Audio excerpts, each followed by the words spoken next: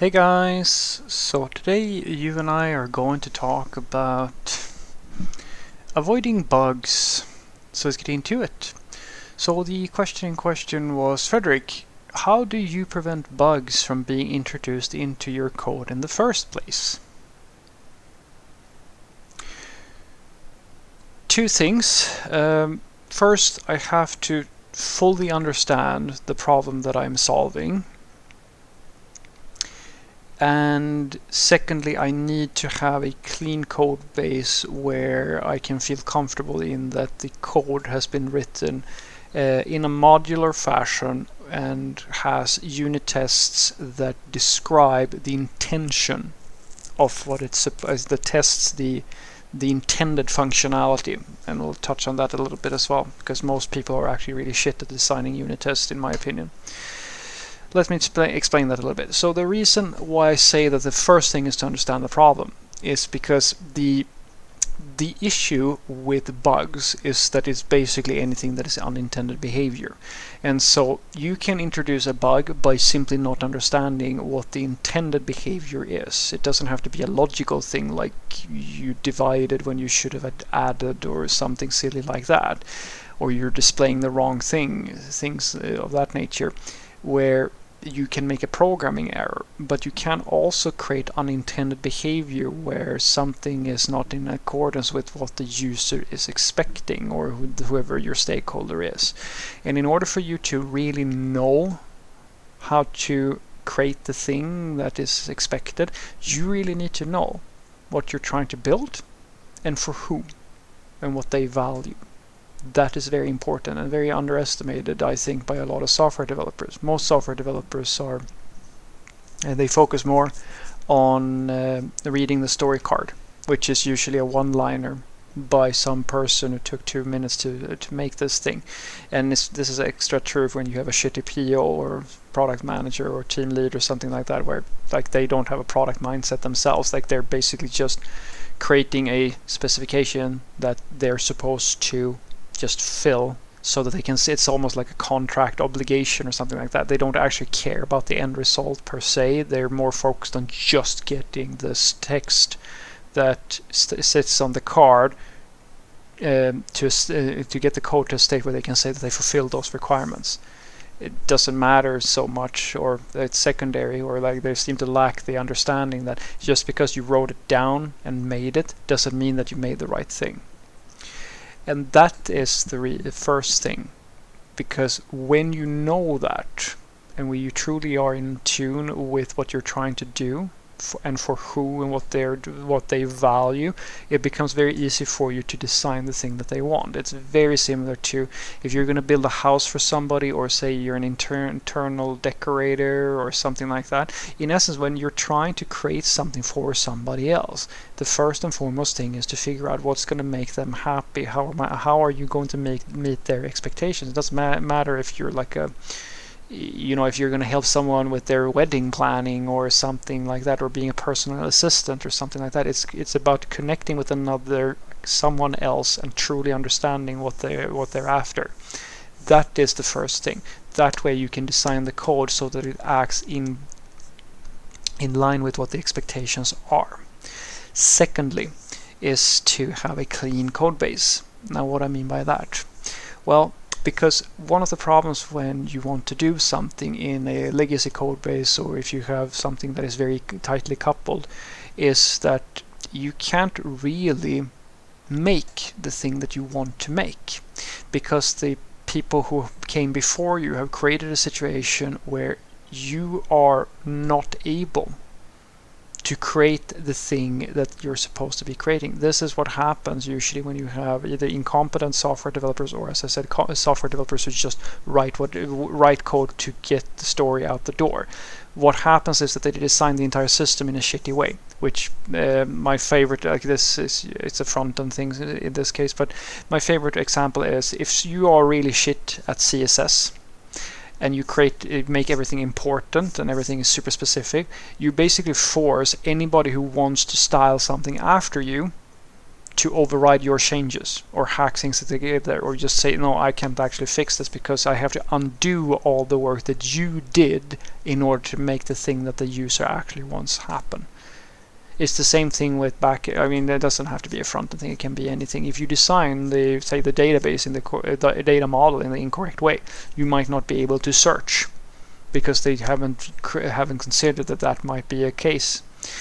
That's my point. This is what happens when the developers don't actually understand what they're supposed to be doing and what the they're not in tune with the product. They have no product mindset. They just build whatever the fuck is being written to the card without actually realizing that it's them writing the card. And if they don't understand what should be on the card because they don't understand the product, the problem, and the user, then they are like, it's not the user's fault this is happening, it's their fault. And that's the thing that's why that is number one. And the second thing, because the second thing is caused by this. And now when you have this legacy system, or you have have had this problem many times before, where I know what I need to do, I know how it should work, and I know what the user wants, and my only choice is to either fold and say, no, I can't build this because the refactor or like the updates that I would have to make to all the surrounding code is too big, I can't do this in a sustainable way. Or do the thing that I try to do, which is to just tell them that, yeah, I'm gonna have, and basically put them in the journey with me. I take them on the journey with me, and I go, I will make this thing that you're talking about, but in order to do that, I'm gonna have to fix A, B, and C in the code because it's not been done correctly. And then I'll just start working, and if they don't think it's fast enough or something like that, I'll have to live with that usually.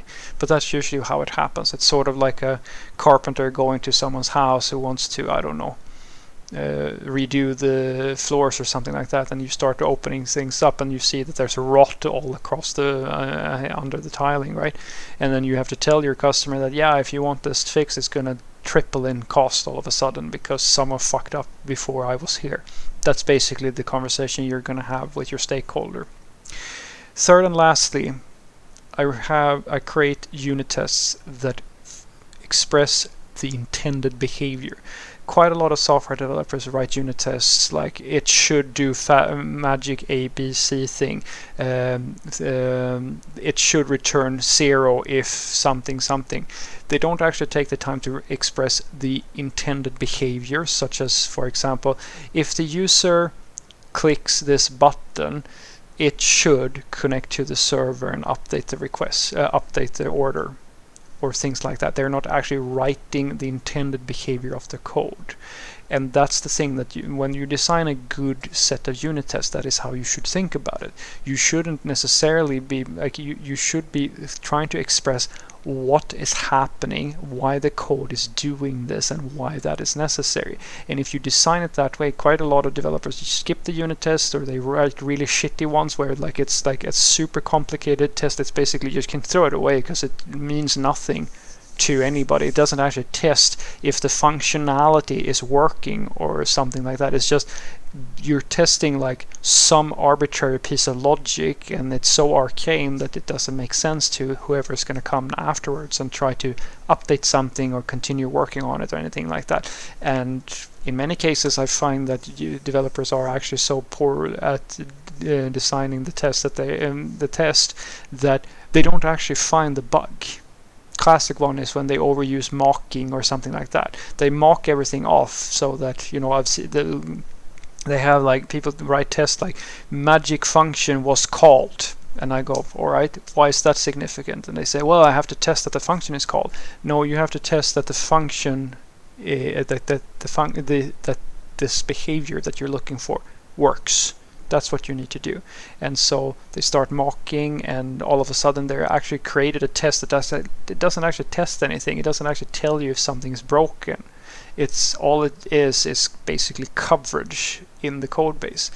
That's the last part, because if you design your tests correctly, then those tests should assert that when the user is doing something in your system, that thing that they intend to get done is being done in the correct way.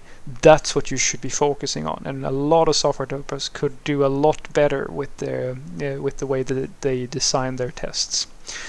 So what I want you to take away from this is that the way that I avoid introducing bugs in the first place is, number one, understand the problem you're dealing with, because if you don't understand the people that you're building for and what they want from the code that you are designing, you will inevitably create shitty code and cause problems, because you're basically building something that is just your own interpretation of what should be done, instead of taking the time to really understand what you should be building, which leads to the second thing, a messy code base and tons of issues, which means that you're not going to be able to write the thing that you want, and in many cases you might have to hack things together, or you're going to have to make scary changes where like you have this big mess of a system and they want some feature over here to be done, but you have to change something about it and you don't know if it's going to break a bunch of shit, but you have no way of checking because there are no tests, there's no segmentation, like it's for God forbid that everything is in a global state or something like that, and you can't possibly know all the moving parts in order to fix this thing. So now you have to just pray and hope, like commit, push and hope that it works, and you have no other way of doing it basically.